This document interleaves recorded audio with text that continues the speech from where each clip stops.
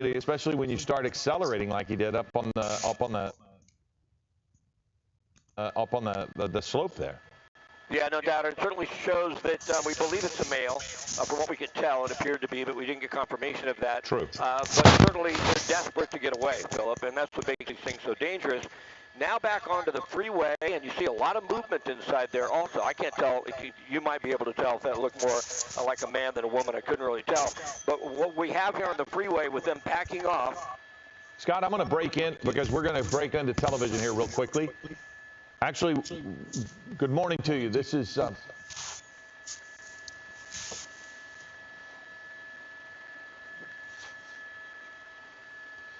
good morning. I'm Philip Palmer along with Scott Reif. We are breaking into coverage this morning a little bit before Eyewitness News at 11 a.m. with a police pursuit southbound. And this is on the 405. Scott Reif, we've watched just in the last few minutes as this person who is eluding authorities has started to take some real aggressive action in an attempt to escape. Yeah, we've seen the speeds go up, too. I think we're going to get 100 miles an hour here real soon. We're on the 405 south in the Van Nuys area.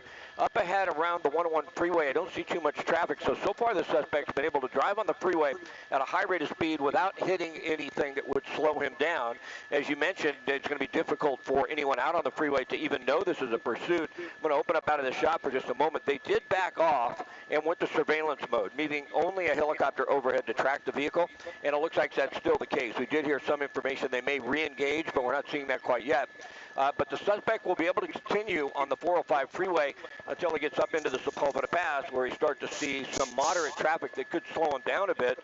As far as how dangerous it is on the freeways, this helps a bit, Philip, when you don't have a lot of volume and you see a suspect doing, 75, 80, which is maybe only 10 miles an hour or so over the flow of traffic this time of the afternoon. So when we watch these things, we certainly want them to stay in the type of mode where nobody gets hurt or it's not a danger to everyone.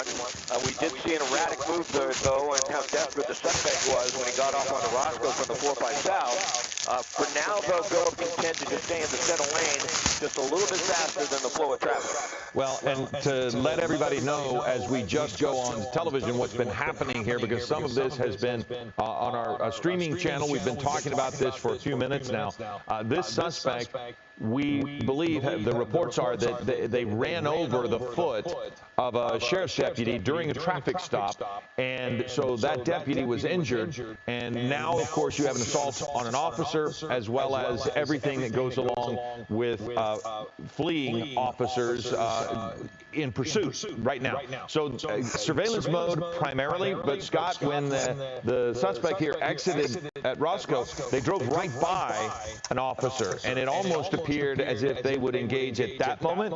But for now, it does seem, I mean, you'll have a better view than us. It does seem as if this is primarily following from the air. Yeah, it is in tracking mode right now. They don't have any units right behind this vehicle.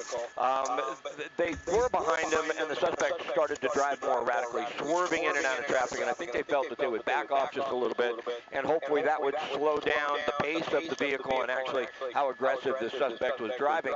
But you mentioned if it's assault with a deadly weapon, basically against a sheriff's deputy, we believe, they're not just going to let this guy go. Sometimes we'll see a vehicle that's pulled over for speeding, and if the guy just takes off, it gets too dangerous, they'll get the license plate and say, hey, we'll pick this guy up sometime else. In this situation, it doesn't look like that's going to be the case. They have an air unit overhead.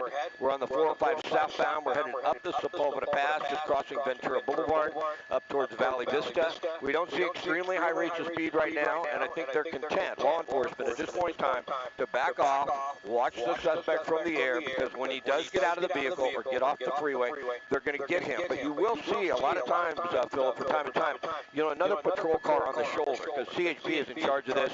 They're making a lot of calls out there. They may have, a patrol car or a cruiser on the shoulder of the freeway, trying to get a better idea when he drives by. If there are more people on board, maybe get a good look at the individual, see if that picture matches the person who's registered to the vehicle, those types of things. Well, CHP, Scott, has confirmed now that it was the foot of a deputy they ran over during a traffic stop. So we had those reports. So we do know that. We also want to reiterate, you've said it a couple of times, we don't know if this is a male or a female suspect at this point. We are getting word now that the sheriffs are no longer considering this an assault on a police officer. Not sure why, but that is now what they are saying, that the sheriff is not considering this assault on an officer. So that is interesting. But Scott, here we go again.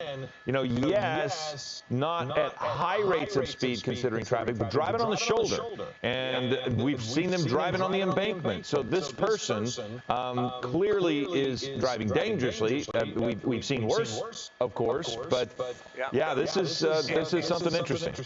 And we're running into an issue that doesn't happen very often, but there's a vice presidential TFR.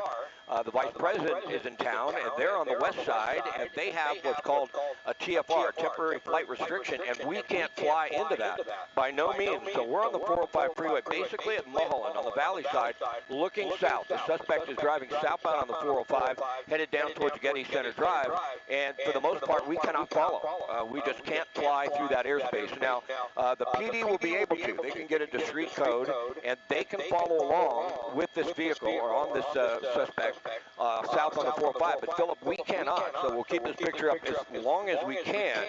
But the flight restriction, because of the vice president's visit, does not allow us to fly into that airspace. Well, we can see the suspect driving onto the shoulder. Maybe you will be able to take a different tack, navigate around, and we can pick you up on the southbound side of this. We're coming up on Eyewitness News at 11 a.m. here in just a few moments.